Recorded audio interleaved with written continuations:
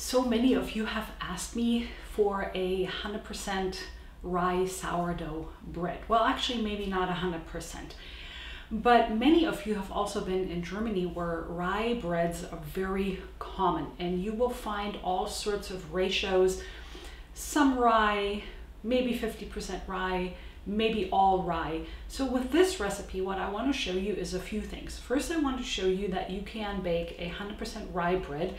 Yes, it will be denser and heavier than if you add some wheat flour to it, but I just want to show you that it can be done and that it can be super delicious. But I also want to give you the liberty to experiment with the recipe, knowing what the dough is supposed to kind of look like and behave, so that if you want to add some regular wheat flour or another spelt flour or something like that, you can create a airier, lighter bread, and you can play with the variations. Like I said, you can add about 20% rye flour, and you can have it 80% rye flour and 20% wheat flour.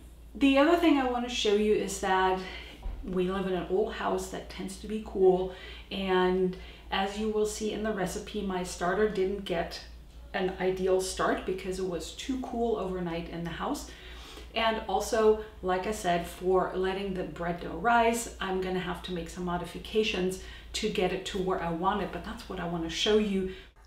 The night before, I prepare my sourdough starter, and I use a little bit of my semi-dormant starter. I have a whole method here, and I am linking that right up here and also in the description box, my super simple method. So I add some of the starter to a jar.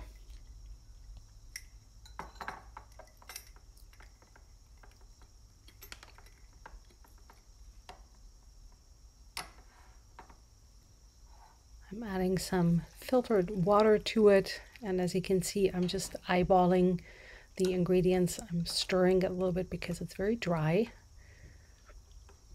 and I gotta break up the bigger lumps here.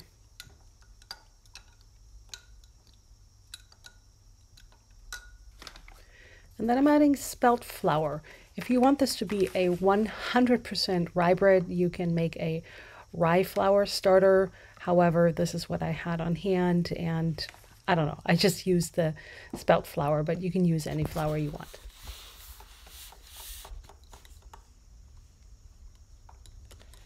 I give this a good stir, and it is still a little bit runny. Again, I'm just eyeballing and adding more flour to it.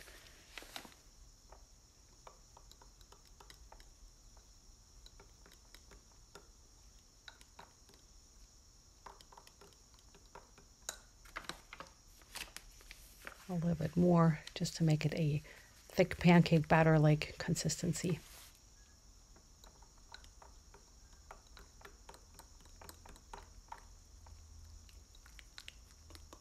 This is looking really good. Stirring always activates your sourdough starter. This is what it looks like. And then I'm just going to add a lid to it and leave it in a preferably warm spot overnight, but any spot is fine. Because our house is really cold right now, my sourdough starter didn't quite rise as much as I wanted it to overnight. So we'll see how this goes, but that's part of sourdough, that there may be some things that you cannot control. I'm setting my kitchen scale to tare, and typically I just throw things together, but that's a little hard for other people to replicate, so I am trying to give you some measurements here. Let's see how much sourdough starter we have. It's about 250 grams. Now I'm adding water, and this is warm water. I'll give this a good stir. I'm adding salt, about 12 or so grams. I'm gonna set the tare again.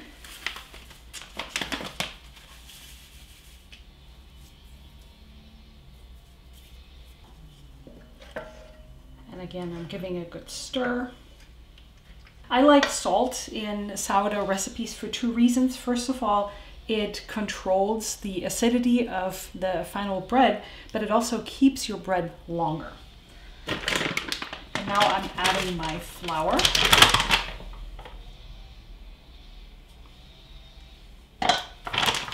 I'm using a medium rye flour.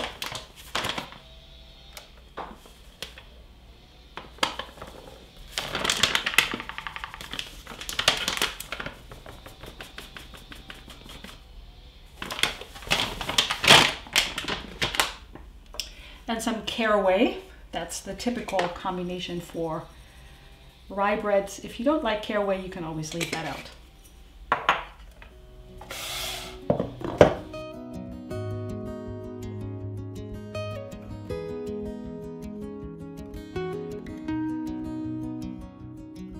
And I'll cover this with a beeswax wrap, and then I'll set it in a really warm spot so that we can actually bake this today. Sometimes you gotta improvise, so I'm putting it right on our heater vent. I'm actually super curious myself how this bread dough has been doing. Like you saw, I had it sit over a heater because in our kitchen it was too cold. So let's give it a look. So here it is. Just looking at it, you won't really see anything. However, if I touch the dough, I can see that there is some spring to it. So that's a good enough indication for me that this is ready for baking. And actually it is a pretty wet dough, so maybe we'll have to let it rise for a little longer in the proofing basket. The proofing basket is right here. As you can see, it is well loved, and you have two choices. You can either have the bread rise in the unlined proofing basket, and then you get those nice rings on the top side of your bread that are so pretty, or you can line your proofing basket with a liner, and that's entirely up to you which one you prefer. Sometimes they can get a little bit more stuck in here. So today my choice actually is, even though you can flour this really well, what I'm going to do, since this dough is pretty sticky, I am going to line my proofing basket with the liner.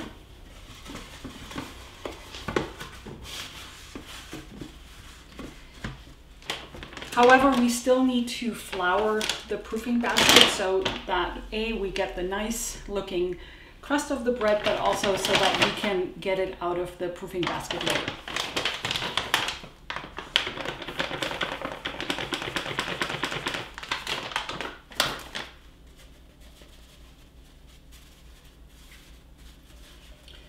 And I know this is a lot of flour, but I'd rather have a little bit too much than have the bread stick to the proofing basket.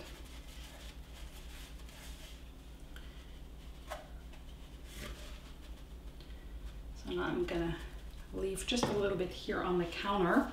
And as I said, the dough is fairly sticky.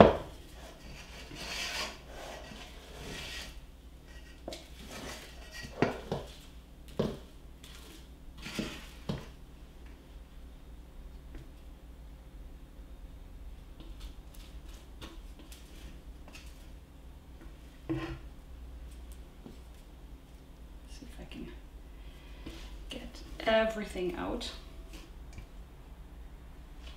And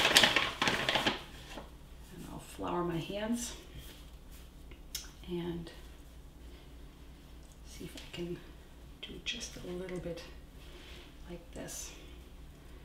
At this point, I will simply drop it in here.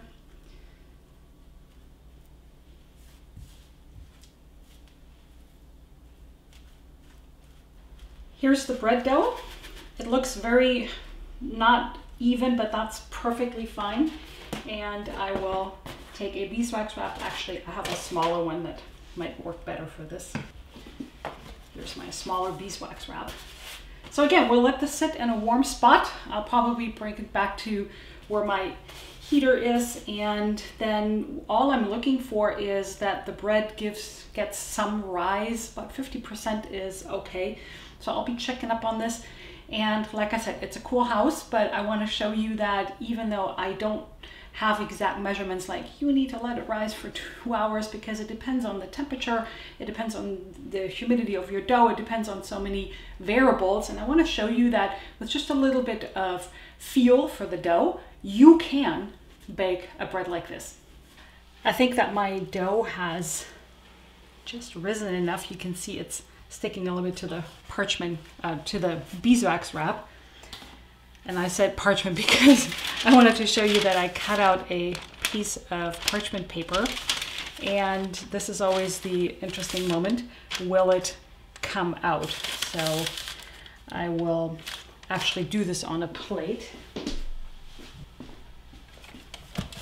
So I will flip it. And that was a good sound. Nice. So here's my bread, and now we will need to transfer it to the cast iron Dutch oven that I have been heating in the oven. And you can see it's cracking because it's sort of settling at the bottom.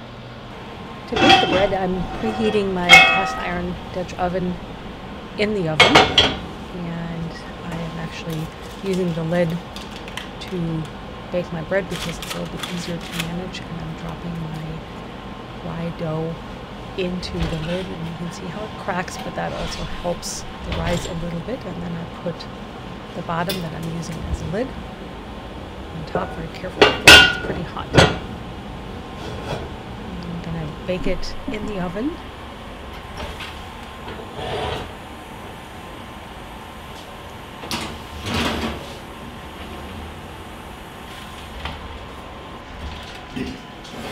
Half an hour later, I take it out, remove the lid, the top part, and very careful, it's very hot.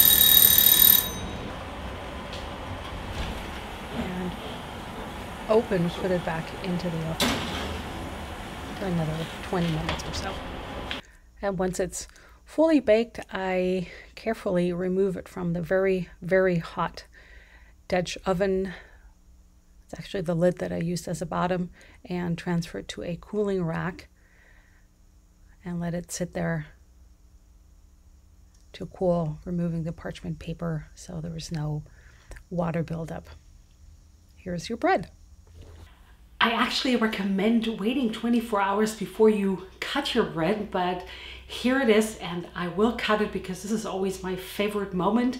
And as you can see, it is not super fluffy, but also not super dense. It is just like a regular rye bread.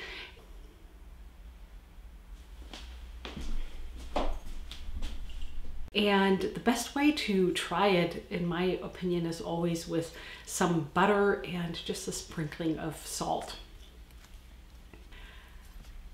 I hope you enjoyed this video. I have a video how you can make just a regular whole grain wheat based, more of a German style, European style bread, and the link is right here. Thank you so much for joining me in my kitchen, and I'll see you in this next video.